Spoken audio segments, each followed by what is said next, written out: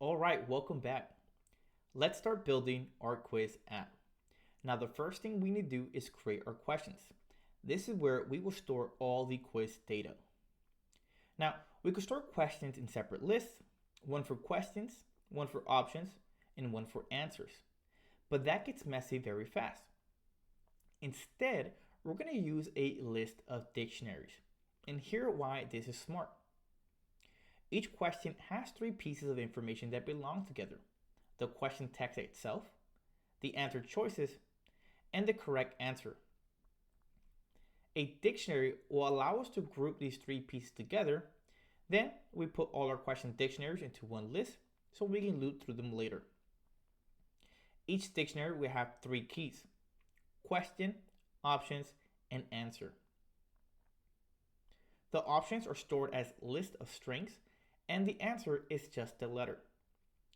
We're going to create a couple of questions about Python concepts that you've learned. Now, let's start coding.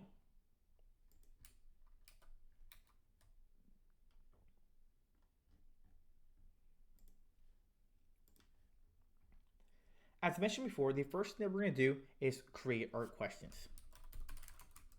Our questions is going to be a list of different dictionaries. Now, we won't write too many. We'll do just enough to have something to work with. Our first question will be, what keyword starts a function in Python?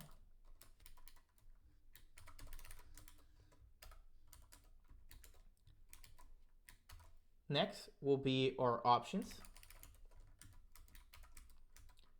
which will be a list of different strings. Will be our A, our B, and our C.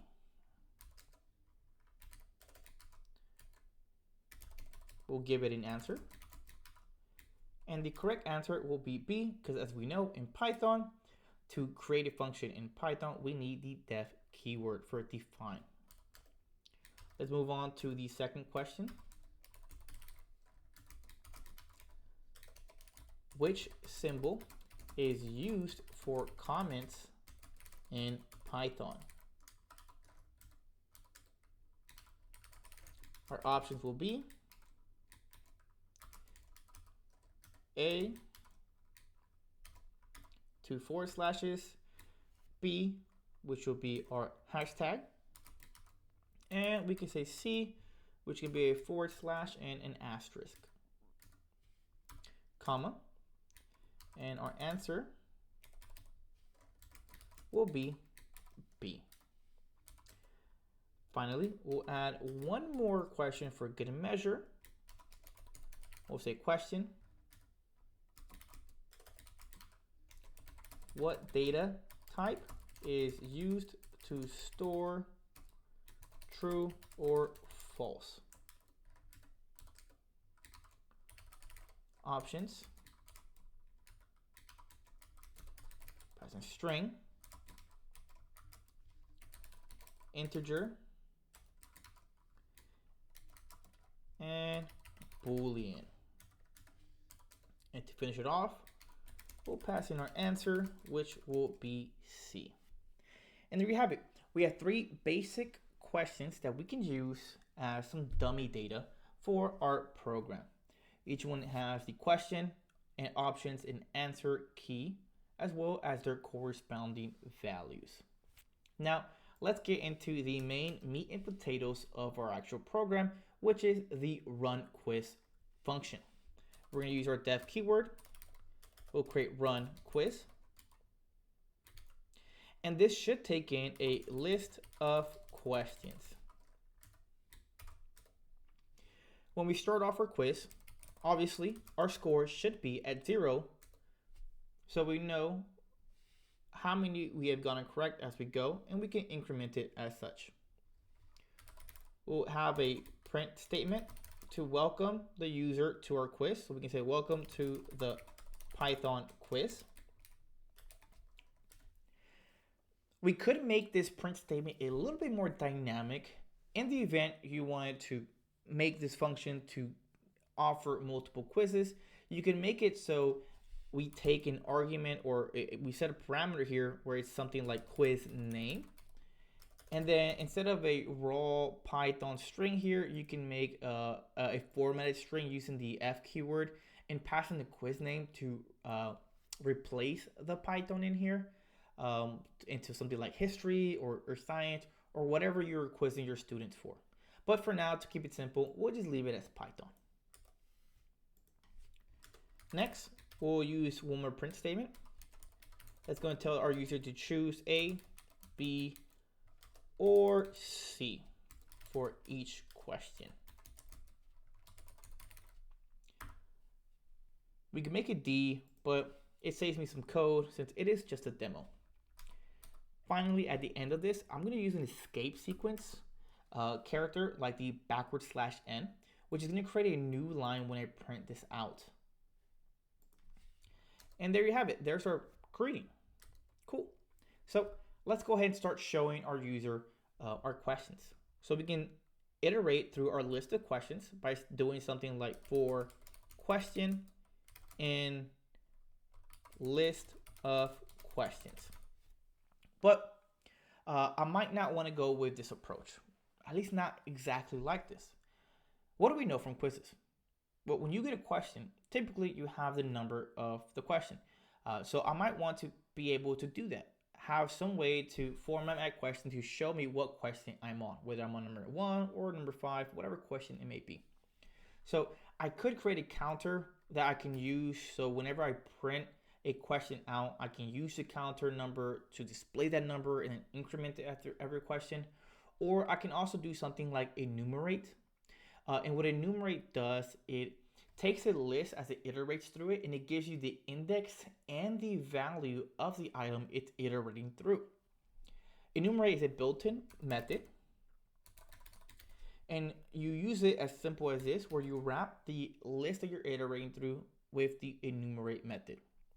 Now there is an optional parameter that you can pass in to specify what it should start at, the number that it's going to be giving you. And I'm going to set it to 1 here. If I don't set it to 1, every time I print out a question, I would have to compensate for that and do a +1 for every question. I could just go ahead and start it here at 1. And as I mentioned, because enumerate is going to return to me the index or the number I'm currently on as I'm iterating through, as well as the value, I need to take into account that I'm receiving 2 different values back. So within the for statement, before question, I'm going to add an I here. So it should say for I, comma, question.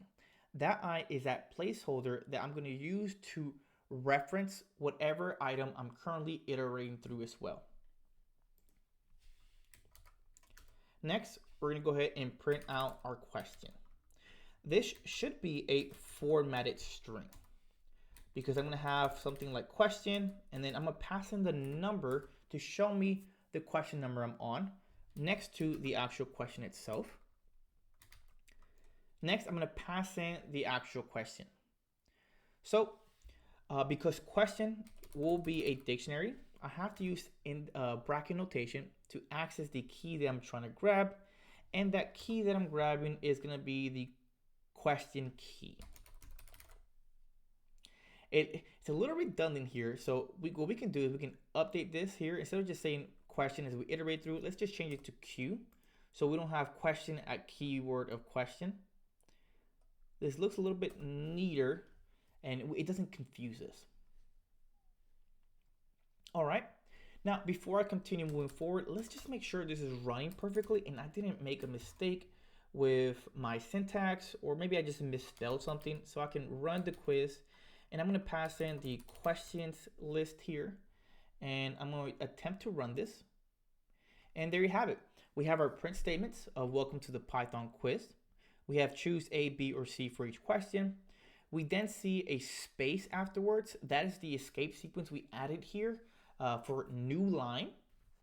And then we are iterating through our list of questions, displaying our question string here with that I being incremented at every iteration with the corresponding question itself.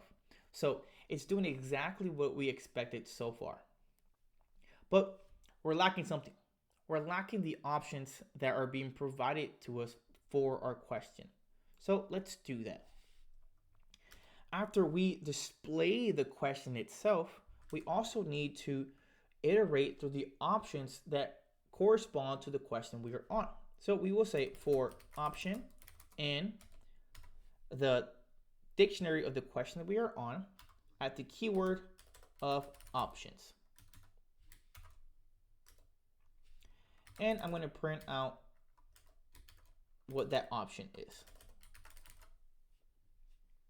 And let's see how it looks like so far. Okay, now we're cooking. We have question 1, 2, and 3. After each question is being iterated for, we can see here that we have the corresponding question. So it's working good so far. Now, the next step will be to ask our user for input. What answer do you want to choose? So we're going to create a new variable here, all still within this for loop, right? We do not want to unindent and ask the user for input. We should only ask the user for the input as we are on that corresponding question itself. So within here, after displaying the options, I'm going to say user answer is equal to, and I'm going to ask the user for input using the input function. And I can say something like your answer, add a space here to give them the ability to choose something. And for some cleanup, I'm going to format this with the .upper method. And that's because what if they give me a lowercase letter?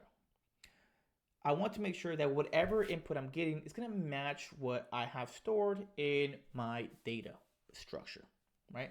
So if they give me a lowercase a, I should be able to convert it to a capital A so I can compare it.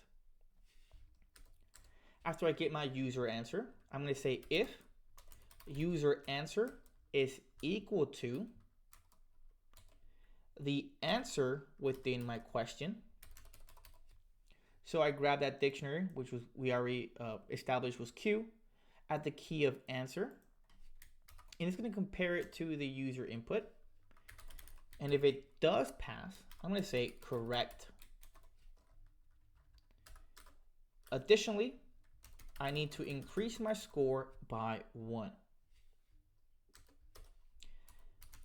Now, if for whatever reason it does not match, I should have a print statement in my else block where I say something like incorrect. The correct answer was, and I can pass in the correct answer.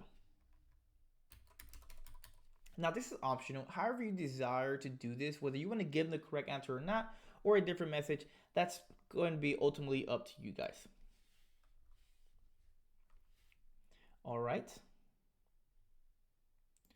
Now let's also go ahead and come back out of our for loop, because once we iterate through our entire list of questions, we present them with the options, they give us an option, we should come back outside and give them a print statement that tells them how they did.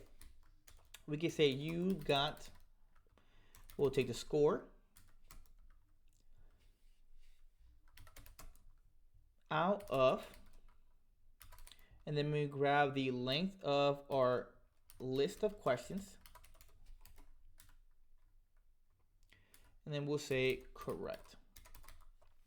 So ultimately, all we're doing here is just grabbing what the score is, comparing it to how many questions we actually have, so they understand how well they did. Now, you could give them a percentage. You could get something more a little bit deliberate of what their actual score was. If they want to retake the test, whether they got like a 90% above, you score an A. It was like 80 to 90, it could be a B. You get more specific, but we'll keep it simple for this small demo. Now, let's give it a try. We can go ahead and attempt to run this, and hopefully we did everything right with no issues. We run this, and so far it's working good. We have the first question that asks what keyword starts a function in Python. We'll say B for now. And I see here that I got correct. Let's give a wrong answer and see how that works. We'll say A. It says incorrect. The correct answer was B. And then we have question 3, which is what data type is used to store true or false. Let's go ahead and say C for Boolean. And then at the end of this, we see here, correct, you got 2 out of 3. And there you have it.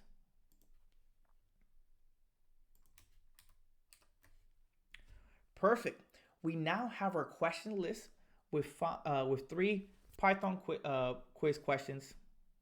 Reset. Awesome. We now have our question list with 3 Python quiz questions. We were able to create a program and iterate through it. We create the list called questions. Each item in the list was a dictionary. Each dictionary had the same structure: question text, options, list, and correct answer.